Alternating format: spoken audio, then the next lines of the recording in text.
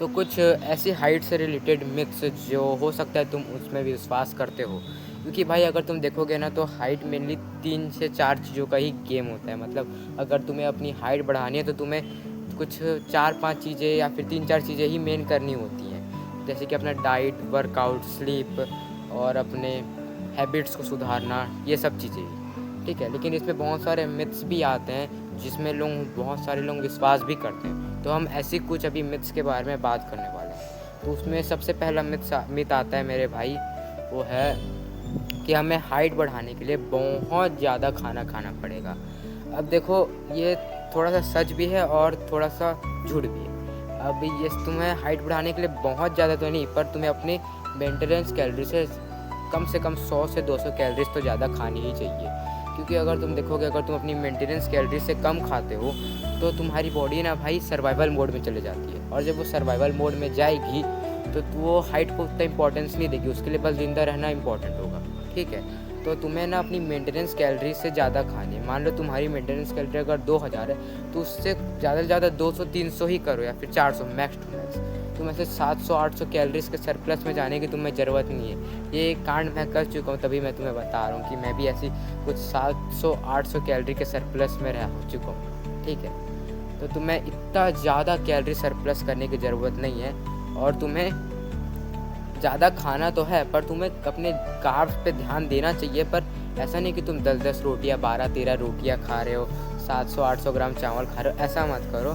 मतलब कार्ब्स पे भी अपने ध्यान दो, पर उसे लिमिट में खाओ, ठीक है। अपने प्रोटीन पे ज़्यादा ध्यान दो, जैसे कि एग्स, मिल्क, ये सारी चीज़ें पे तुम ज़्यादा ध्यान दो, ठीक है। उसके बाद आता है कि आपको हाइट के लिए बहुत ज़्यादा ही एक्सरसाइज करना पड़ेगा, या फिर बहुत ज़्यादा ही ट्रेनिंग करना पड़ेगा। तो ये मेरे हिसाब से एक बहुत बड़ा झूठ है। उसमें हिसाब से तुम्हें इसमें विश्वास भी करते होगे मेरे हिसाब से।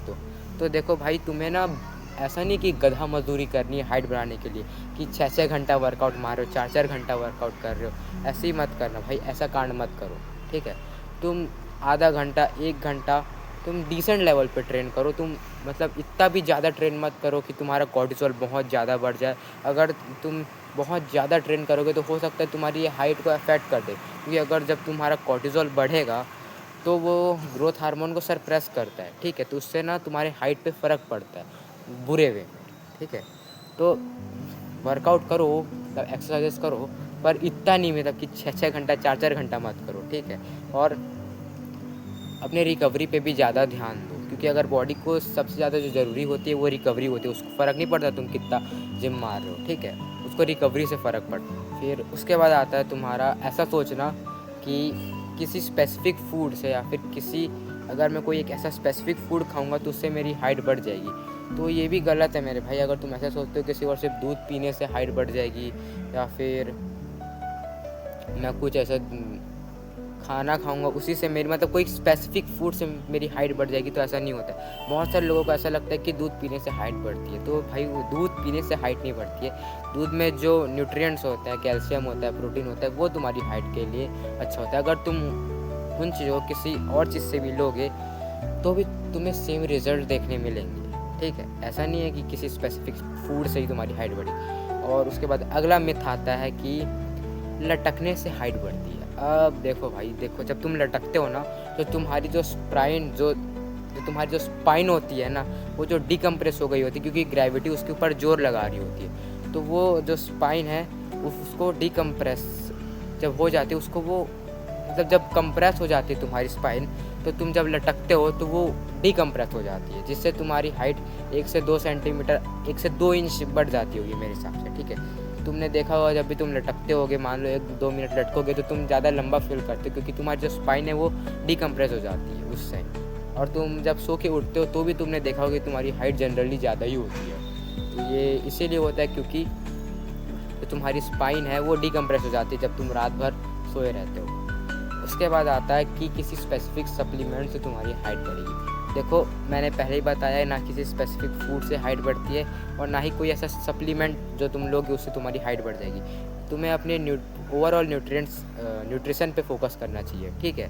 तुम कुछ सप्लीमेंट्स ले सकते हो, जैसे कि विटामिन डी का सप्लीमेंट हो गया, ओमेगा 3 हो गया, मैग्नीशियम ग्लाइसिनेट। पर तुम्हें अगर कोई ऐसा सप्लीमेंट कोई बोल रहा है कि ये सप्लीमेंट खाओ और तेरी हाइट बढ़ जाएगी, तो वो भाई बहुत बड़ा झूठ बोल रहा है और तुम्हें उसके, समझ रहे हो ना, उसके जाल में नहीं फंसना है, ठीक है।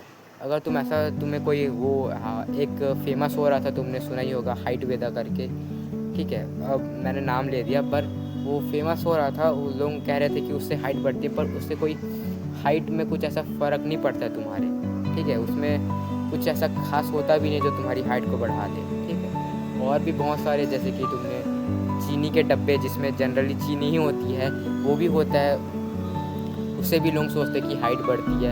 ऐसा नहीं होता है मेरे हिसाब से। तुम उस चीज़ में अभी इतना तो भरोसा नहीं करते होगे, तुम बड़े हो गए होगे तो। लेकिन अगर तुम अभी भी ऐसा लगता है कि किसी डब्बे खाने से, किसी सप्लीमेंट को खाने से मेरी हाइट बढ़ जाएगी, तो भाई तुम गलत हो, ठीक है। तो ये फलाना वेदा, चूरन बीटा, ये सब चीज़ें मत खाओ, ठीक है। इसमें कुछ नहीं होती भाई, चीनी होती है बस, ठीक है।